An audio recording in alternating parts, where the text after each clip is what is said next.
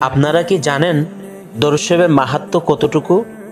জানলে অবাক হবেন যে দরুদ শরীফ পাঠের মাধ্যমে হাসরের ময়দানে মহান আল্লাহ তাআলা আপনার জন্য নাজাতের ব্যবস্থা করে দিবেন।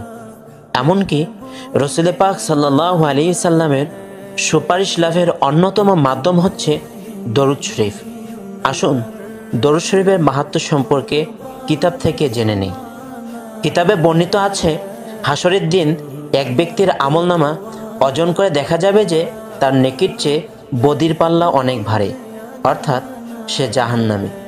লোকটি এটা দেখে খুব কান্নাকাটি শুরু করে দেবে। বারবার ফেরেশতা আলাইহিস সালাম ওনাদের কাছে কাকুতি মিনতি করতে থাকবে। লোকটির বেকুলতা দেখে ওনারা বলবেন, আমাদের কাছে কান্নাকাটি করে তো কোনো লাভ নেই, তার চেয়ে বরং যিনি সাইয়্যিদুল আম্বিয়া ওয়াল মুরসালিন হুজুর পাক সাল্লাল্লাহু আলাইহি সাল্লাম ওনার কাছে গিয়ে আরজু পেশ করো, সেটাই তোমার জন্য ফায়দাজনক হবে। তারপরে ওনারা লোকটিকে নূরে মুজাসসাম সাল্লাল্লাহু আলাইহি সাল্লাম তিনি কোথায় অবস্থান করছেন তাও দেখিয়ে দিবেন। লোকটি তখন দ্রুত হুজুর পাক সাল্লাল্লাহু আলাইহি সাল্লাম ওনার নিকটে গিয়ে আরজু পেশ করবে, ইয়া রাসূলুল্লাহ, ইয়া হাবিবাল্লাহ সাল্লাল্লাহু আলাইহি সাল্লাম, আমার তো যায় ঠিকানা জাহান্নাম হয়ে গিয়েছে, এখন আমার কি উপায় হবে? আপনি যদি দয়া না করেন তবে আমি ধ্বংস হয়ে যাব, ইত্যাদি অনেক কাকুতি মিনতি সে করবে। হুজুর পাক সাল্লাল্লাহু আলাইহি সাল্লাম তিনি তো রহমাতুল্লিল আলামিন, উম্মতদেরকে সবচেয়ে বেশি মহাব্বতকারী।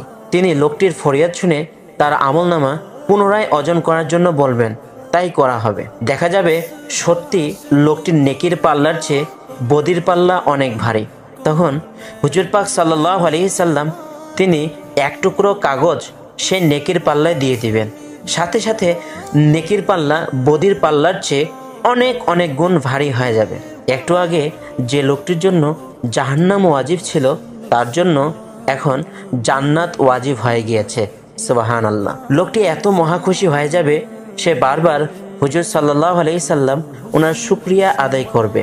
তারপর বিনীতভাবে জানতে চাইবে, ইয়া রাসূলুল্লাহ, ইয়া হাবিবাল্লাহ সাল্লাল্লাহু আলাইহি সাল্লাম, বেয়াদবি ক্ষমা করবেন, আপনি কি এমন কাগজ আমার নেকির পাল্লায় রেখেছিলেন যার কারণে নেকির পাল্লায় এত ভারী হয়ে গেল? তখন হুজুর পাক সাল্লাল্লাহু আলাইহি সাল্লাম তিনি বলবেন, তুমি দুনিয়াতে থাকতে আমার প্রতি যে পবিত্র দরুদ শরীফ পাঠ করেছিলে সেটাই আমি তোমার নেকির পাল্লায় দিয়ে দিয়েছি। সুবহানাল্লাহ।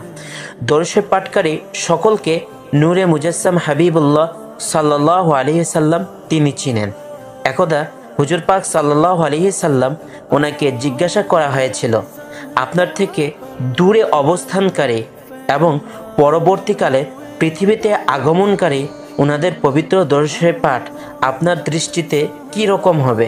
তিনি ইরশাদ করেন, মোহাব্বত সহকারে দরুদ শরীফ পাঠকারীদের দরুদ শরীফ আমি নিজেই শুনি এবং তাদেরকে চিনি, আর যারা মোহাব্বত সহকারে পাঠ করে না তাদের দরুদ শরীফও আমার কাছে পেশ করা হয়।